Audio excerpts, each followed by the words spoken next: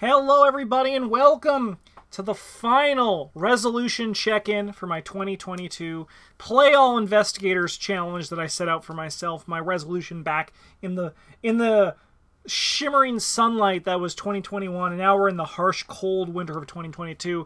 But I'm very happy to say that I have done it.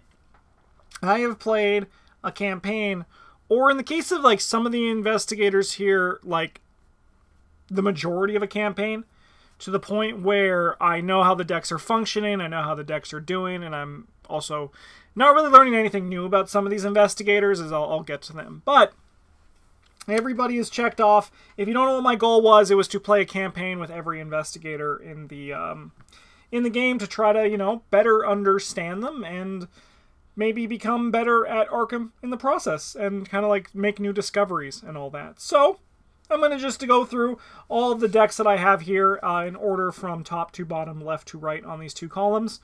And I'm going to just talk about the decks and if I learned anything new about them. So we're going to start with first on the list, which is Amanda Sharp. So I played Amanda Sharp in Crown of Eagle, which is a custom campaign. Spoilers for some of our campaigns that are going to be coming onto the channel. Because some of these investigators are from those that haven't hit the YouTubes yet, because I streamed like crazy in December to get through all of this. Like, for example, we played the entirety of Crown of Eagle in one day, and it was a good time. It's an interesting campaign. I like Crown of Eagle. I'm gonna have some thoughts coming about Crown of Eagle all the way in February, so it's gonna be a while. But I'll be sharing more there. Crown of Eagle, I did it with Amanda Sharp and Leo Anderson. I chose Amanda Sharp because she was the investigator that I actually played in my first playthrough of Crown of Eagle. So I thought, why don't I revisit Amanda with the new perspective of Amanda's skill level in mind? Because my first time playing Amanda was actually that scenario, that campaign. And my deck was like a big hand-sized deck, and I definitely did not play it as good as I could have. And this one I had a bit more fun. I will say that Amanda is still freaking bonkers. It did not change my opinion. Amanda can go from 1 card to 10 cards in hand over the course of 3 actions, which is like disgusting. Like, it's kind of just nuts the way that I was able to fill my hand up with this deck. We did a few fun things where I had like a tool belt, which I used to switch between the cryptographic ciphers and the magnifying glass depending on what I needed. I had a Blasphemous Covenant just to kind of balance out some of the curse tokens we were going to be putting in with like Stirring Up Trouble, and what was originally the Deep Knowledge, the curse draw card, that was replaced with Cryptic Research, which really obviously does incredible work in Amanda. The card is really good in her. Momentum, Signum Crucis. Signum Crucis was really fun because even if I get like a 4-shroud location, I can probably still get clues with my magnifying glasses and my cryptographic cipher, not my cryptographic cipher, sorry, but also still like walk away with putting positive amounts of blessed tokens in. I would routinely have 8 blessed tokens in a scenario on average for this one, which was really nice for Signum Crucis. Very fun playing that with Amanda here. And then obviously Unrelenting was really well. There's not too much to like say about Amanda other than the fact that the deck was insane and I had a very good time playing it. Yeah. So the Crown of Eagle will be coming out on the channel. That campaign is actually starting on the 9th of January. So look forward to that if you want to see that. This deck in action. Okay. Next one we have here is Kelvin Wright. So Kelvin was probably one of the investigators I was most worried about playing in this. Okay, so yeah, first things first. There is an ungodly amount of experience in this deck. I played Kelvin in Dark Matter, which is probably the campaign I have the most outright fun playing. So my thought process was, if I'm going to play Kelvin, I'm going to play Kelvin in a campaign that I'm going to have fun with. That was like step 1 of my game plan. Step 2 was, I'm not going to try to game Kelvin, because the first time I played Kelvin, which was about in December of 2021, I tried to game the MFer, and it did not go well. I had an awful time. I was trying to do Yodel. I was trying to do Short Supply. Basically whatever I could do to stop from drawing Voice of the Messenger. So I thought, with this new approach to Kelvin, I was going to game Kelvin in, like, no gaming Kelvin, but rather just, like, playing the two staples that are really nice in Kelvin, which are obviously Jessica Hyde and Peter Sylvester. You know that I actually don't have the red tarot that increases my stats, my health and my horror. Mostly because I didn't think it was necessary. I'm playing Spirit of Humanity. I use Spirit of Humanity very aggressively, but beyond like Jessica and Peter, my plan was let's just build a traditional Survivor deck. And I'll have you know, this deck got it done. It did very well. I had a great time playing with Kelvin, and it was a good, as you can see, like basically the only level 0 cards that made it were Shadowlight, which is obviously bonkers. This is at any location. I got 4 clues in one action playing Shadowlight. Didn't even have to make the test. Just had to bring the shroud down to 0. It was nuts. Absolutely nuts. Signum Crucis, obviously, once again, very good in Kelvin. Play it in Kelvin. At level 0, you now have no reason not to. It's just a perfect level 0 deck for him. Because Signum Crucis works so well at level 0, Ancient Covenant, obviously, is also just a really good include. And Kelvin already wants to play Spirit of Humanity, so play it. Play it, and then also aggressively, if you're about to take a test that if you fail, it will kill you, just put some curse tokens in and heal. It's a very good card. Yeah, it's a great deck. Obviously, as I said, loaded with experience, but I had a blast playing it, and I think it was a very successful Kelvin deck. And if you want to know what to do with Kelvin, I think you should follow this kind of approach. I have a deck for it. The actual image of the deck list on Patreon. If you want to support us, you can find it there at the $3 level. I release 2 deck lists a month there now. It's a new change that I did starting in November. Carolyn Fern. Okay, so ignore this. Ignore this because I counted many times. It's just this it doesn't know this damned Hallowed Chalice. It doesn't know that this card can heal. I'll even prove it to you. I'll prove it to you. Because I did this. So get rid of the Hallowed Chalice. Add the toe-to-toe. Look, now it's legal. Remove the toe-to-toe. Add the Hallowed Chalice. I know Travis and Brent always say that, you know, sometimes Carolyn just doesn't work on ArkhamDB. And yeah, so that's the thing. So it is a legal deck. It is a legal deck. Because this does, you know, heal horror. To be honest, I haven't played the Hallowed Chalice. So this one I actually I played 4 games with this Carolyn deck today. I'm playing her through Call of the Plaguebearer with Wendy Adams. It was my last 2 investigators I needed to play. Note, it's December 20th. I will be most likely finishing the campaign before the end of the year, so we're still locking this in as a finished resolution. But Carolyn Fern, as I said, I was going to split up Wendy and Carolyn and have them go through Dream Eaters and have each one be like a clue getter on the side. But a lot of people on our Discord said, no, you should build 2 Flex Investigators. So I decided to build a Flex Carolyn and a Flex Wendy, and I've been putting them through Call of the Plaguebearer together. And it's been really fun. I've been having an absolute blast with it. As I said, I recorded the first 4 scenarios on this day of recording this video. And they've been working really well. Carolyn can kill a lot of things. I did make a 1 boo-boo where I used this on an elite enemy. Bad Justin. But other than that, why did that hurt so much? Other than that, like, Carolyn has been doing a great job. Toe-to-toe is really nice. Explosive Ward's really good. The Occult Lexicon is really nice for dealing with enemies. Gurish is a fantastic ally. It doesn't really change for what I think about Carolyn, but the Carolyn is flexing really well, and I'm having an absolute blast with it. It's a really enjoyable deck. I think also String of Curses has been overperforming. If you're ever playing Call of the Plaguebearer, String of Curses does a lot of work there. You should check it out. Great deck, and I'm having a great time playing with it. So Carolyn, thumbs up to you. You're killing it. Awesome. I have a great time playing her. This is probably my, it's my 2nd time, maybe 3rd time playing Carolyn. But I think my 3rd time playing Carolyn.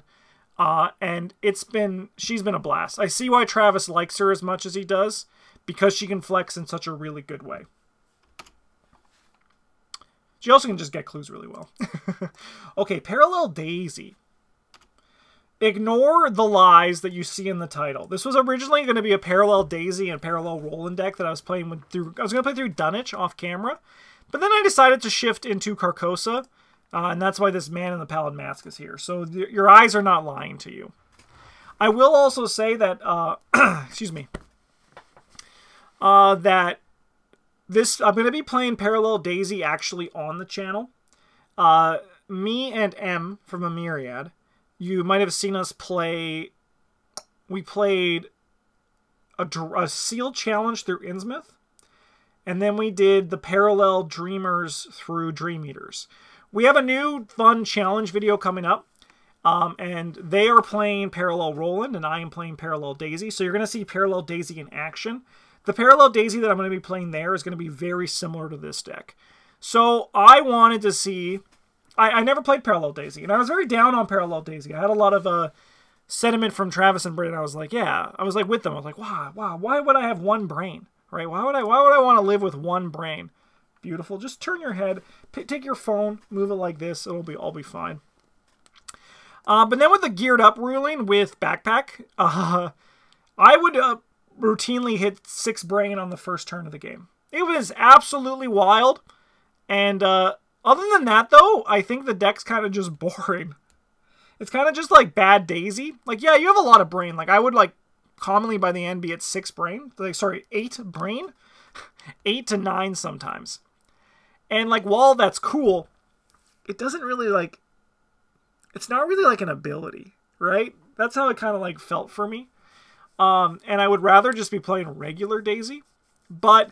I am happy to say that I've played Parallel Daisy now, and she's strong. She's a good investigator, and it does feel fun to cascade off of a backpack into Schaffner's and another backpack. It's very exciting. Okay. Diana Stanley. She was Kelvin's friend through Dark Matter, which is currently going live on the channel right now. Actually, well, not this day, but like it's currently one of the 2 runs that are going up on YouTube as the time of this video came out.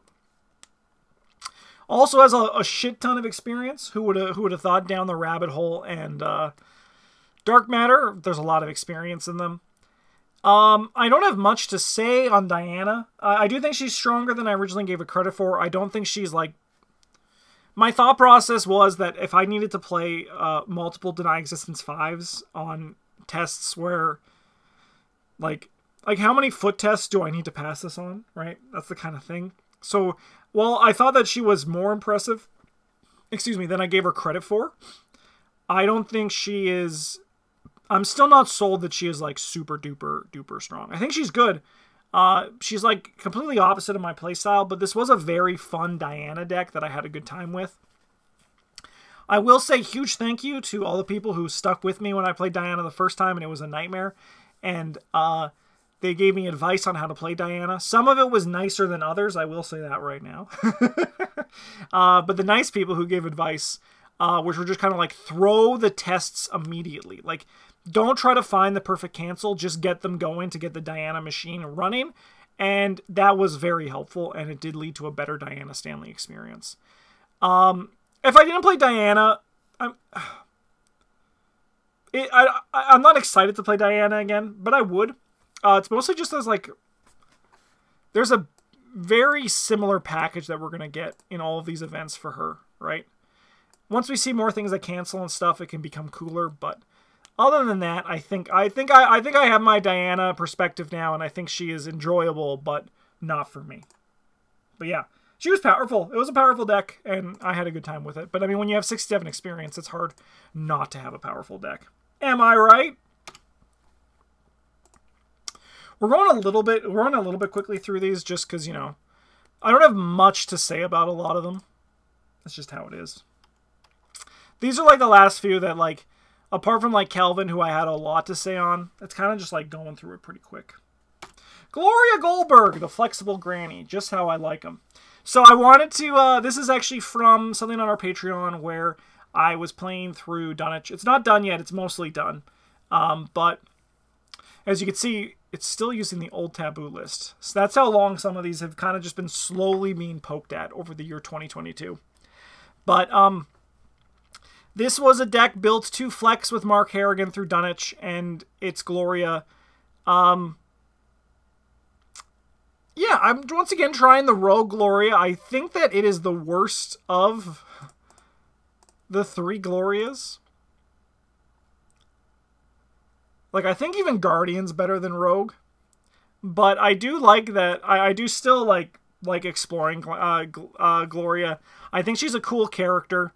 And I think she's been an enjoyable experience every time I've played her. She's still just really good. She's a good investigator. And, yeah, there's really not much to it. She flexes well with this deck. And, I'm very excited to not play a Mystic for a while. That's what it still also comes down to. It's a Mystic. I played Down the Rabbit Hole a lot in 2022. It gave me a better perspective on the card Down the Rabbit Hole than I had when I first saw it. I think the card's really good. And I think, like, while Down the Rabbit Hole decks are fun, I need to just get away from Mystics for a while. I'm just kind of like, yeah, I'm okay. Thanks. Jacqueline, fine. She's a Mystic. I played a Down the Rabbit Hole Arcane Research deck. Just went nuts. This was a Dream Eaters off camera. This one I was playing throughout the year, because you can see that it was 2021 as well. This is an old one. It's Jacqueline. She's good. She's a Mystic. I don't really know what else there is to say. If you really want to look at the deck list, you could pause the video, because I'm going to just be jumping right to the next one. But Jacqueline is good. She's very good. And the spells that she can have in her deck are very good. And her ability is very good. And she has 5 brain, which is very good. And it's just another Down the Rabbit Hole deck. That's really all it is. Yeah, Jacqueline, fine. She's fine, you know that. Speaking of people who I don't have a lot to say of, so this is once again old taboo list. So this is a 30-card Mandy deck. 50-card Mandy is obviously the new norm if you're playing with the taboo list, because, like, that's the rule. That's the rule with the taboo list. I was trying to abuse Scroll of Secrets Eon Chart. Did it to great success. Very strong Mandy deck, but we should not be surprised. I like Purple Mandy a lot. I've played Purple Mandy the most out of all the Mandys, but I do think Rogue Mandy is obviously, like, the broken one. Or at least was with the taboo list not in play. But Survivor is also fun, but I think for some reason Mystic is just my favorite. I think it's because I really like Enraptured. It works really well with Promise of Power. Sorry, with Practice Makes Perfect. Promise of Power also works really well with Practice Makes Perfect, so that just kind of makes sense. Okay. Who is next? Here's a Mark Harrigan deck that went with Grandma, with Gloria, the Flexible Granny. So with this one, it was a little bit interesting because I built the deck and then I played the first scenario and I realized, like, I don't have an ally in this deck. Which is very weird to me. I didn't put an ally in here. And what's even weirder is I didn't miss the ally. What the frick? Yeah, no. It was just a Mark deck where I was just doing my job. It's a little bit flexy, as you can see, like Grandma, right? We have the evidence, we have the scene of the crime, and that's kind of it. Only a 1 of scene of the crime. Our healing was like second wind. We had the Flesh Ward to help us a little bit. The Brandicathugas were there to kill. I love Brandicathuga. That's what I learned in 2022. Probably the card that I love the most was Brandicathuga. Survival Knife 2 also just I really like. She flexes very well. It's a Mark Harrigan deck. There's not too much to say. I think Mark is a fantastic investigator with a lot of fun stuff going for him. He's also just very good. I'm very excited to play him with the new Kicking the Hornet's Nest. I think that card is very good. And, oh man, we should do some sort of, like, PBG awards. I think I'm gonna just write that down. We can add that to the docket. Sorry. Just got an idea in the middle of this. Yeah, it's a great card. I'm very happy. Sorry, great deck, great mark, great everything. Sorry, my brain's thinking about future videos. That's how it happens. Sometimes you just have to, like, when it comes, you have to just let it come. All right. Parallel Roland. I do not like Parallel Roland. I just think he is kind of poopy. I hate the directive thing. Mostly because, like, when I'm... Like, I was making mistakes while I wasn't talking and, like, streaming or recording. And I can't fathom the number of mistakes that I would make otherwise. I've seen Travis build a fun Roland Banks deck, Parallel Roland, and it's, like, it's cool, but I just... It's just not for me. I'm pretty low on Parallel Roland, I think. And I don't think this deck really did enough for me to go beyond that. This campaign's not done. I have, like, I think, like, 2 scenarios left. I think it's like that, 2 scenarios left. I'm going to be finishing that up probably in a few days from now. But he, like, the Runic Axe is good. I was also very sad when I found out that he didn't go to Guardian 05. I was trying to upgrade my Runic Axe more, and I was like, why no work? Why you say illegal? Well, it's because it is illegal. It is just a little bit illegal. Yeah, no, it's like I think he has his things where he can be really good in, but I think he's like a fun, cool idea for a Parallel Investigator, and I'm glad he exists. I'm glad he's not going to be in a box, because I don't think he is tight enough to be in a packaged box, but I think he's a cool option for people who want him, and I think that, like, the problem is that every time I've seen him, he's played with the same 3 directives. Like, I'm playing with the same ones that Travis played, which I'm pretty sure are the same ones I saw Bryn play with. We'll find out. I'm curious to see which ones M is gonna play with. M is gonna play with when we do our parallel thing with Daisy. So maybe we'll see something different there. I would be really cool to see that. Yeah, I'm not high on Roland. He did not impress me, but he still got the work done, which is, like, kind of the most important part. I love this deck list. I wanted to build a big money Safina deck with Underworld support, because, like, a big thing about Safina is that you want to hit double-double, right? If you're going to be playing double-double, and if you don't find it later, it's kind of poopy. So, like, this is just a bunch of one-ofs. Deck was good. Deck was fun. I still, like, Safina and I were not really, like, best friends. But, I mean, like, you hit the right draw, which is pretty fine when you get, like, 13 cards, right? And, like, you can... Because, like, well, you have, what? 28 cards in total, so you're drawing a little bit less than half your deck. So you're very likely to hit something. This is something I'd love to explore again. I'd also love to see Bryn play something like this, because I think Bryn could do a really good job.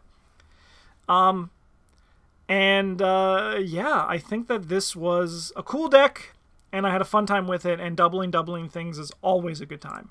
I want to try another Safina deck where, like, it's not built around double-double, but, like, Safina is, like, the home for double-double, right? If you have a cool Safina deck, let me know in the comments, because I don't think I explored Safina that much in this playthrough, in my year of the campaign. So if you have any, like, Safina decks that you think are really cool or really unique, I'd love to see them in the comments down below. It's Tony. He kills people. He does it really well. I played Sweeping Kick in Tony. Because I love Sweeping Kick. I don't have anything to say about Tony. This is like Jacqueline. He's good. I still think he's good. My opinion on him has not gone down or up. It's been the same. Tony is just a very good investigator. That's Tony, baby. Last one here. This was the other flex to go with Carolyn Fern. And this deck has been, like, it's been doing it. This deck's been very good. We're getting clues through Look What I Found's Breaking and Enterings. Winging It's are like our clue. We're leaning more towards the combat with Ornate Bow and enemy management with our foot, right, where we have Moonstone, Pete Sylvester, Track Shoes, Backpack to help us find mostly just the bow, right? We want to find, excuse me, the bow. It's kind of a necessity. Some fun stuff that I've been doing.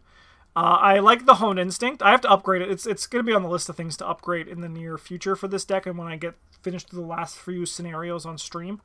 But it's fun when I kill an enemy with our Ornate Bow. And because I'm attacking at 9, I succeed by 3. So I'm basically paying 1 to reload my gun. And then I can also still progress the game. It's been a really fun deck. I'm playing this Survival Instinct for Travis. Travis, this one's dedicated to you. Because, you know, you say this card's really good, and it is really good, and we don't play it that much at our table. So I thought I'd give it a shot here in this Wendy deck, and it's been really fun. The curve makes an M to celebrate the end of the month, which is the end of the resolution, and we've done it. Kicking the Hornet's Nest is also a good card. It's a little bit scary in a character like Wendy Adams, but like with the ability to evade or kill them with the Ornate Bow, it's really nice. It's a really nice card. We have a Charisma here. You might be wondering, why the frick do you have a Charisma when you only have Pete Sylvester?